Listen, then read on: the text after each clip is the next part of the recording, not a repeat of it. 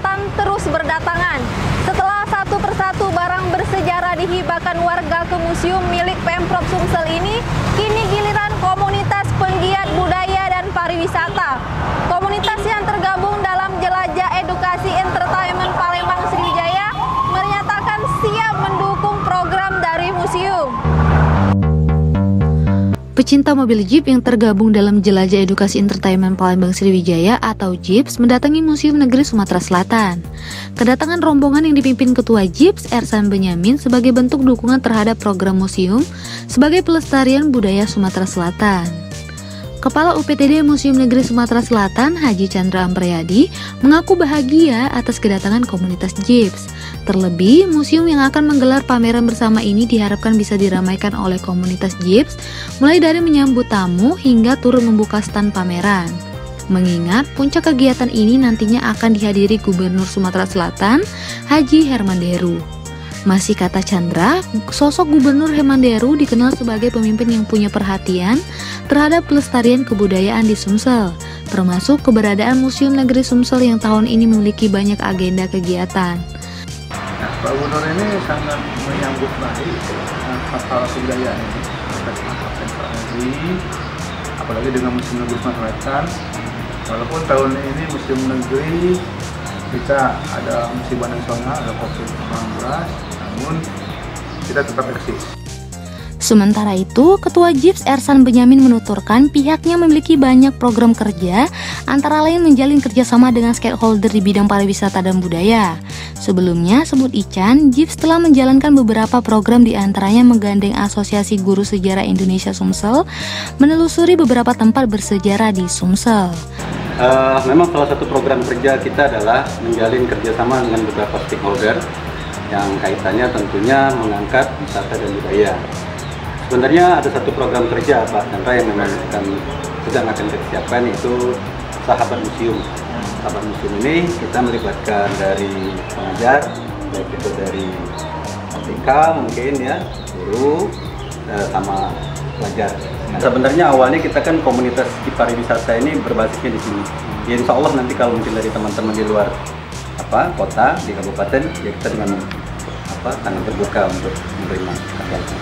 Reporter M. Iqbal, juru kamera Al-Hadi Palpres.com.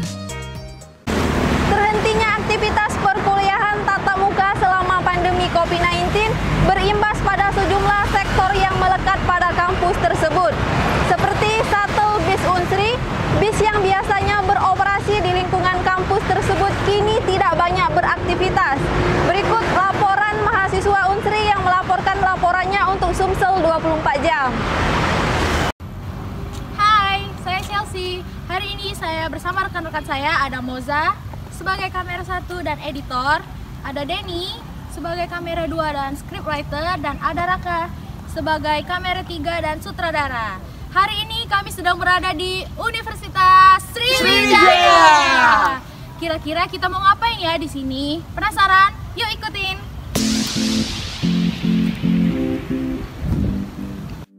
Universitas Sriwijaya, atau yang biasa dikenal dengan julukan Unsri, merupakan kampus terluas di Asia Tenggara. Berlokasi di Kabupaten Ogan Ilir, Indralaya, Unsri memiliki 10 fakultas dan ribuan mahasiswa yang memiliki satu tujuan, yaitu menuntut ilmu.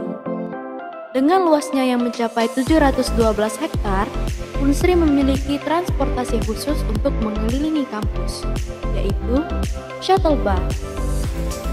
Shuttle bus merupakan bantuan dari pemerintah yang bertujuan untuk memudahkan aktivitas mahasiswa Unsri agar tidak lelah dan terlambat untuk sampai ke fakultas masing-masing.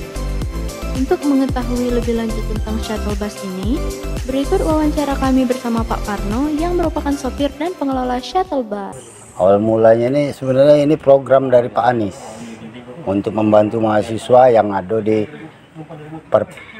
daerah Rusunawa, terus gerbang 1 itu yang dari arah Prawomuli yang sering kesiangan, sering diantar ya, jadi diadu ke shuttle bus ini.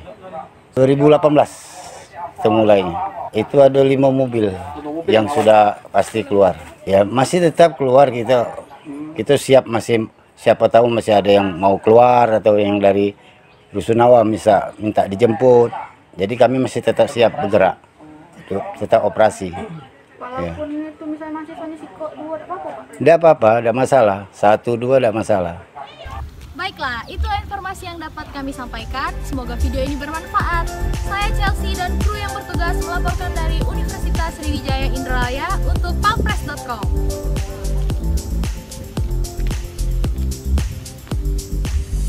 Masih dari laporan mahasiswa Unsri, kali ini mereka melakukan kegiatan liputan di Stadion Patrajaya Pelaju.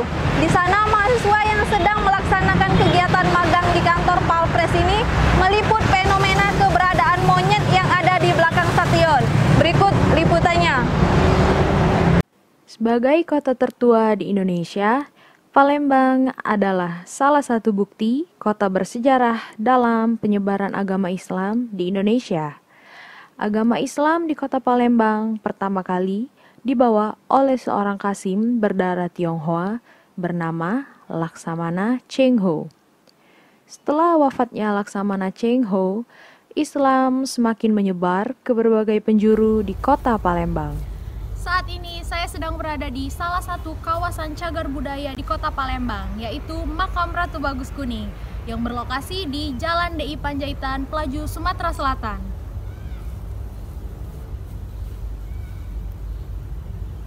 Di sekitar makam Ratu Bagus Kuning ini, terdapat banyak kera-kera liar yang dipercaya sudah ada sejak Ratu Bagus Kuning pertama kali menginjakan kaki di kota Palembang. Berikut wawancara kami bersama juru kunci makam Ratu Bagus Kuning, sekaligus mengulas lagi tentang kera-kera yang ada di sini.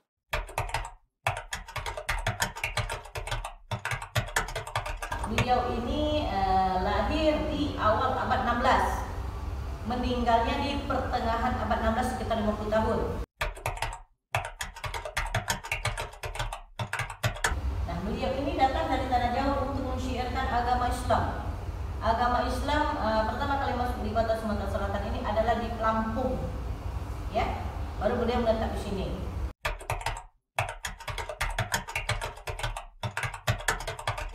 Nah, pada suatu ketika beliau ini kan lewat perairan dan perhutanan. Nah, di hutan sini tepatnya di Pelaju ada siluman yang bernama Raja Kera, yaitu si Kondor.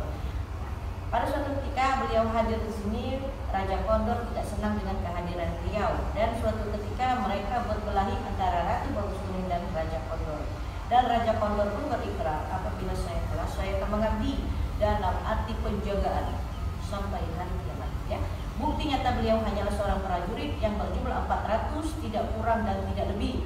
Ya, dan yang raja dan panglimanya berada di area makam Ratu Bagus Kuning.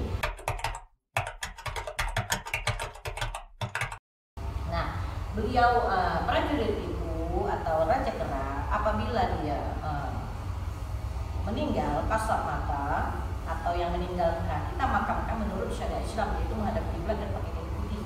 Dan apabila kasat mata mungkin nanti melalui mimpi.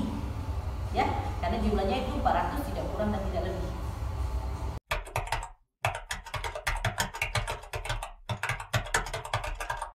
Beliau ini hanya sekitar di sini saja, ya.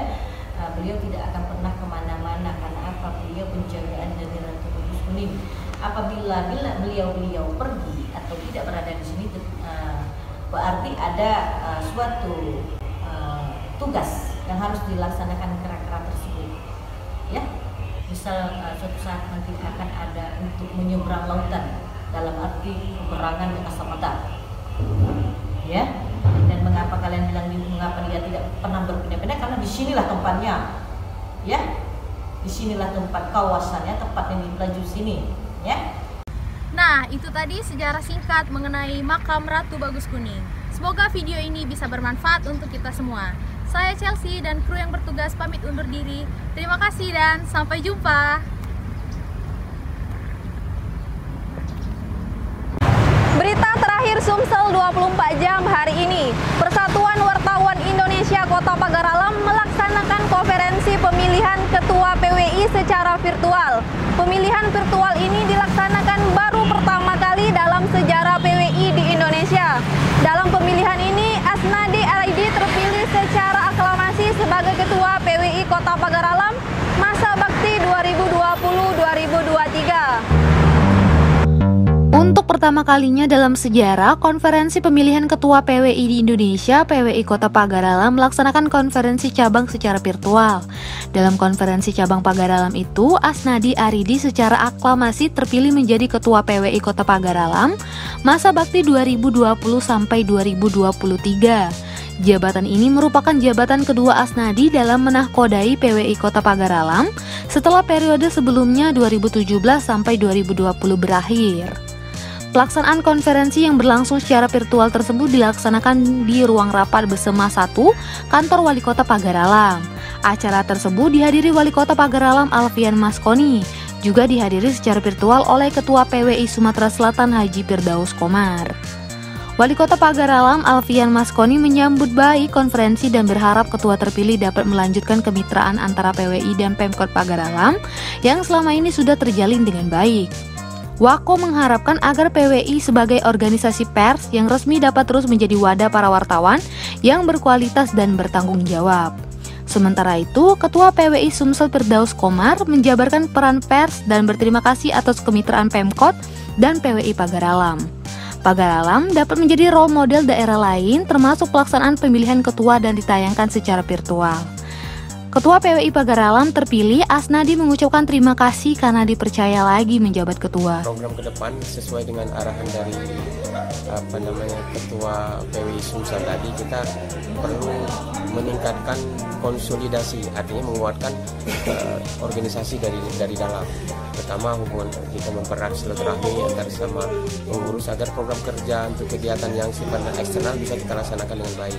Contohnya misalnya kegiatan yang selama ini sudah kita laksanakan itu kegiatan bakti sosial, kerjasama dengan stakeholder seperti pemerintah kota, dengan Polres, kemudian dengan TNI Polri, dan ini akan kita lakukan, akan terus menerus, termasuk untuk meningkatkan kompetensi wartawan melalui UKW. Reporter dan juru kamera Eko Wahyudi, Palfresh.com. Demikianlah berita Sumsel 24 jam hari ini. Saya Sri Devi, sampai jumpa.